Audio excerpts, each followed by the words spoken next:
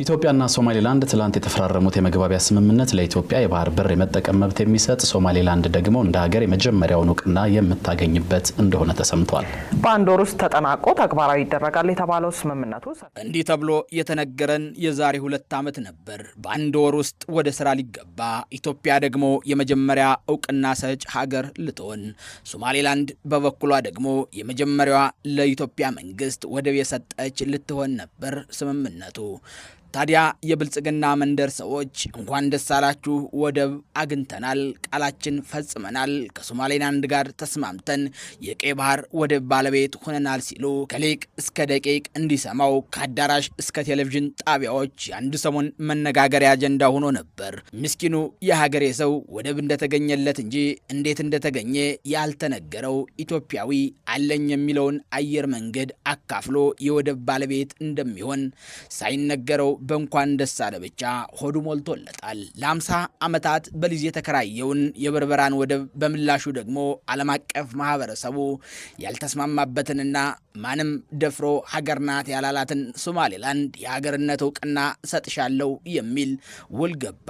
የውል ግን ማክሰኞ ተፈርሞ ሐሙስ መቀጠል አልቻለም። ታዲያ ይህ ይድረስ ወደብ ሳይሆን የድር ኩባያ ፍለጋ የሚመስለው የ4 ኪሎ እንኳን ደስ አላችሁ የሚለውን ወኔ ውሃ በልቶት ለሶማሌላንዱ የተገባው ቃል ተረስቶ ለተበላሸበት የሶማሌ ዲፕሎማሲ መውጫ ቀዳዳ ቢጠፋ መልጃው ከሀርጌሳ ወደ መቃዲሾ ሆነና በቱርክ ፕሬዝዳንት ሬሲፕ ጣሂር አግባቢነት የሶማሌው ፕሬዝዳንት ለይፋ የሥራ ጉብኝነት ወደ አዲስ አበባ እንዲመጡ ሲደረግ በሌላ ቅድመ ሁኔታም ነበር። ይህም ብቻ አይደለም። የሶማሌው ፕሬዝዳንት ወደ ኢትዮጵያ ለመምጣት የተደረገው ድርድር ከ3 ጊዜ በላይ ግንኙነትንም የጠየቀ ሆኖ ነበረ።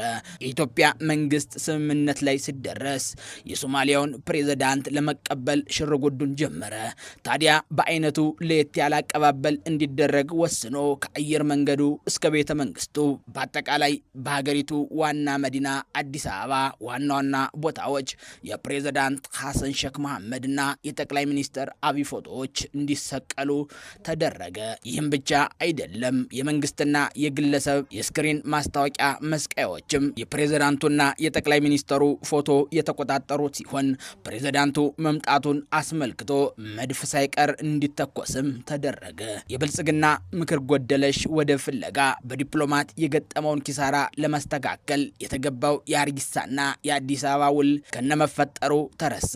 ውሸት የስርዓቱ አንድ አካል እስኪመስል ድረስ እንኳን ደስ አላችሁ ወደብ አገኘም ብለው በተናገሩበት አፋቸው ማስተባበያ እንኳን ሳይሰጡበት ሌላ የወደብ ጦርነት ፍለጋ እንደ አዲስ ከትላንት ያልተማረው አገዛዙ ዛሬም አሰብን ይመኛል። መመኘቱ መልካም ነው፣ ግን ስንመኝና ወደቡን የኛ ስናደርግ በምን መልኩ ይሆናል ሚለውን ግን ቆም ብሎ ማየት ይጠይቃል። ታዲያ የዛሬ 2 ዓመት የተደረገው የሀርጌሳና የአዲስ አበባው የወደብ ስምምነት ፊርማ ነገ ምን ያመጣል የሚለውን ባናውቅም ብልጽግና ከኦነግ ጋር በአስመራ ከህወሓት ጋር በደቡብ አፍሪካ ፕሪቶሪያ የተስማማው ስምምነት አየር ላይ እንደቀረው ሁሉ የሶማሌላንዱ ስምምነትም ይሄው አየር ላይ ከቀረ ዛሬ ድፍን 2 ዓመቱን ደፈነ።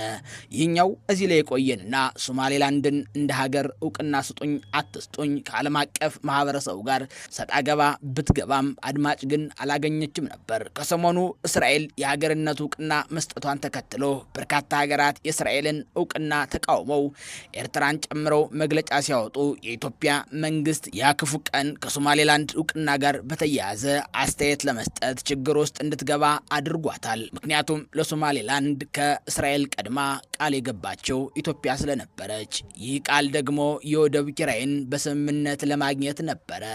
ይሁን እንጂ ከትላንት አመሻሽ ጀምሮ የሶማሌላንድ ሚዲያዎች ቀጣይ ዕውቅና ከሚሰጡ አገራቶች መካከል አንዷ ኢትዮጵያ ትሆናለች በማለት የማህበራዊ ሚዲያውን እያስጨነቁትም ይገኛሉ።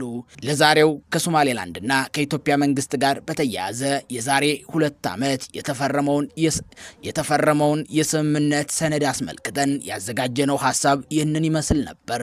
መልካሙን ሁሉ ተመኘንላችሁ። ቻናሉ ኢትዮ ማለዳ ነው።